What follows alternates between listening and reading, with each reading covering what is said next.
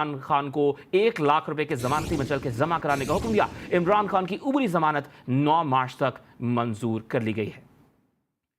इस बड़ी केस की डेवलपमेंट से मुतालिक मुसलसल हम सुबह से ही आपको अपडेट करते आ रहे हैं। आज 4 अदालतों में इमरान खान पेश हुए हैं। पहली अदालत से जमानत मंजूर हुई जो कि इंसदाद दहशतगर्दी की अदालत थी। दूसरी अदालत से भी जमानत कन्फर्म हुई जो कि बैंकिंग अदालत थी। तीसरी अदालत में जब इमरान खान पेश हुए तो वहां से वारंट गिरफ्तारी जो कि नाकाबिल जमानत वारंट गिरफ्तारी थे जो कि जारी हुए थे। चौथी अदालत में अपनी उन्होंने बायोमेट्रिक तस्दीक करवाई और अब उनकी जमानत मंजूर हो गई है। बात करेंगे माहिर कानून शाहब ओस्तो साहब ने हमें ज्वाइन किया। बहुत शुक्रिया आपके वक्त का। शाह साहब, कहिएगा, इमरान खान साहब की पूरी जमानत कंफर्म की गई है अदालत की जानिब से। इससे पहले लग रहा था कि शायद उनको इस्लामाबाद पुलिस गिरफ्तार भी कर सकती है जब वारंट गिरफ्तारी उनके जारी हुए। आप क्या कहेंगे? देखिए जी, मैं समझता हूँ कि अब सुप्रीम कोर्ट ने चूंकि ये सुओ मोटो प्रोसीडिंग शुरू की हुई है और आपको पता है कि उसमें उन्होंने जज साहबान ने कहा है पॉलिटिकल लीडरशिप को कि आप एक कंसेंसस पैदा करें और मुत्तफ़िका तौर पे बताएं कि इंतखाबात की क्या तारीख होनी चाहिए। तो मैं समझता हूँ कि ये एक जो एटमॉस्फेयर है जिसमें जितने भी पॉलिटिकल लीडर्स हैं, जो भी उनकी जो हाईएस्ट लीडरशिप है, उन सबको ज़ाहिर है वो एक पेज पे लाना चाहते हैं, क्योंकि इस वक्त पूरे मुल्क में आपको पता है कि पॉलिटिकल इम्पैस आ गया है, एक ग्रिडलॉक वाली सूरत पैदा हो गई है। तो मेरा अपना ख्याल यह है कि उसी स्पिरिट में अब इमरान खान साहब को भी थोड़ा बहुत रिलैक्सेशन मिलेगा, और अगर वो इस स्टेज पे गिरफ्तार हो जाते हैं तो ज़ाहिर है जो वो सुओ मोटो प्रोसीडिंग्स में जो एक इलेक्शन का इशू है, उसकी ख़ासतौर पे उसकी मॉडलिटी और डेट वगैरह का जो मामला है, वो फिर जो है सारा जो है वो जो है खटारे खटारे में पड़ जाएगा। तो ठीक है। इसलिए इस्लामाबाद हाई कोर्ट का ये जो फैसला है, एक तो ज़ाहिर है उसके लीगल और मेरिट्स भी यकीनन होंगे जिनका मुझको इल्म नहीं है, लेकिन ओवरऑल जो एक माहौल बन रहा है उसमें मैं समझता हूँ कि ये जेस्चर था, और इनको अगर ये बेल मिल गया है तो एक स्पेस मिली है, और मैं समझता हूँ कि ये एक हमारी ओवरऑल पॉलिटिकल सिचुएशन के लिए बेहतर भी होगा। अच्छा, आपसे ये जानना चाहेंगे शाह साहब, क्योंकि अब इस्लामाबाद हाई कोर्ट ने उनकी ज़मानत कंफर्म की है, क्या जो मुद्दई मुकदमा है पिछली जो कि फ़ैसला था जो कि फ़ौजदारी कार्रवाई का मुकदमा था, क्या वो इस फैसले को भी चैलेंज कर सकता है कि जो ज़मानत जो कंफर्म हुई है उसके खिलाफ बड़ी अदालत में सुप्रीम कोर्ट में जाया जा सकता है? कानून क्या कहता है? देखिए जी, अगर आप समझते हैं कि आपके खिलाफ जो पर्चा हुआ है वो इलीगल है और बदनीयती की बुनियाद पे किया गया है, और उसमें मेला फीडे है, उसमें इनको विक्टिमाइज किया गया है, इनको टारगेट किया गया है, और कोई शवाहिद मौजूद नहीं है। बहुत से ग्राउंड होते हैं जिस पे आप जो है फिर हाई कोर्ट्स में आप उसके खिलाफ जो है एक रिट पिटीशन दाखिल करते हैं, और क्वाशमेंट के लिए आप कहते हैं कोर्ट से कि ये केस जो है क्वाश किया जाए, इसको ख़त्म किया जाए, क्योंकि ये झूठा केस है और उसको मेरे खिलाफ इसलिए दाखिल किया गया है क्योंकि इसके पॉलिटिकल इसके पीछे इंटेंशन है। अब फिर वो कोर्ट देखती है कि क्या वाकई उस केस में इतनी जान है, कोई प्रोबेबिलिटी है कन्विक्शन की या नहीं है। अगर कोई प्रोबेबिलिटी नहीं है और महज एक जो है एफआईआर काट के और पॉलिटिकली विक्टिमाइज करने का मकसद है, तो वो क्वाश भी हो सकती हैं। तो अगर इमरान खान साहब चाहें तो हाई कोर्ट में जो है वो जा सकते हैं इसकी क्वाशमेंट के लिए, इस केस के। ठीक है।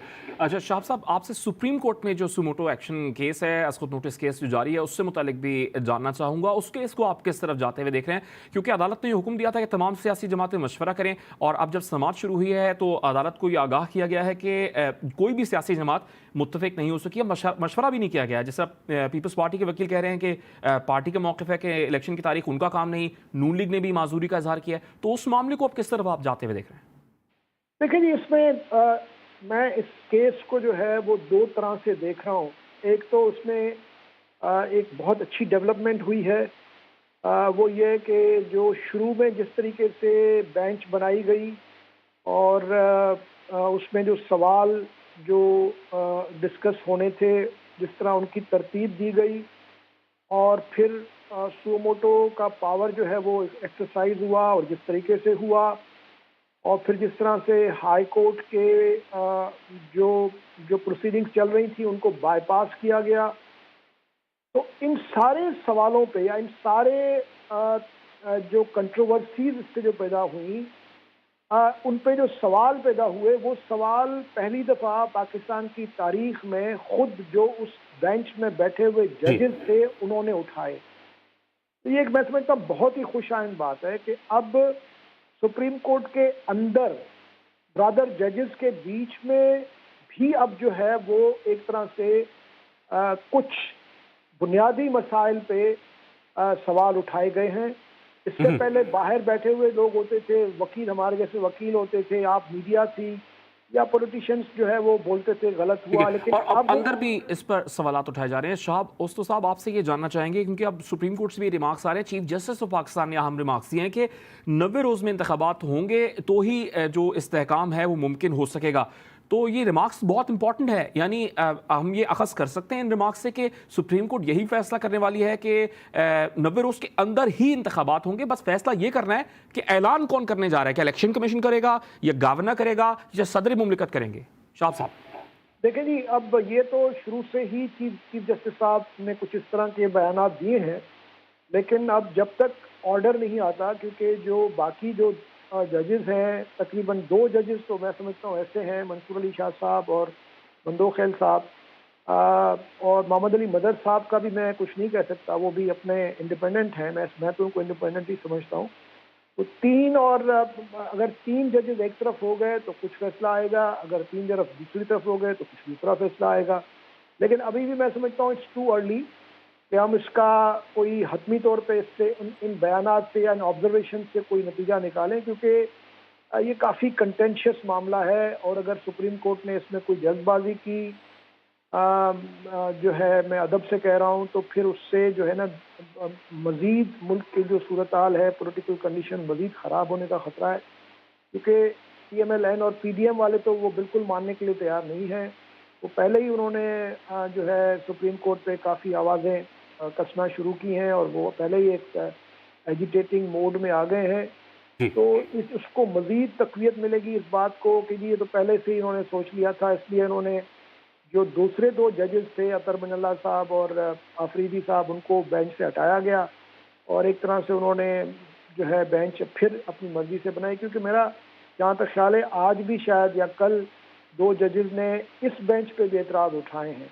तो ये जो मामला है ये आगे जाके न सिर्फ हमारी पॉलिटिकल जो आने वाला जो एक सिनारियो बनता जा रहा है उस पर उसका बड़ा गहरा असर पड़ेगा, बल्कि खुद सुप्रीम कोर्ट के अंदर जो सुप्रीम कोर्ट की अपनी जो इंस्टीट्यूशनल जो फंक्शनैलिटी है और उसका जो एक तरह से जो एवोल्यूशन बन रहा है, उस पर बहुत मैं समझता हूँ फार रीचिंग असर पड़ेंगे। इसी पे मैं आपसे एक कमेंट लेना चाह रहा हूँ शाहब ओस्तो साहब। हम अदलिया की बहुत रिस्पेक्ट करते हैं, पाकिस्तानी अवाम, पूरी कौम रिस्पेक्ट करती है और इंसाफ उम्मीद करते हैं कि वहीं से इंसाफ हमें मिलेगा।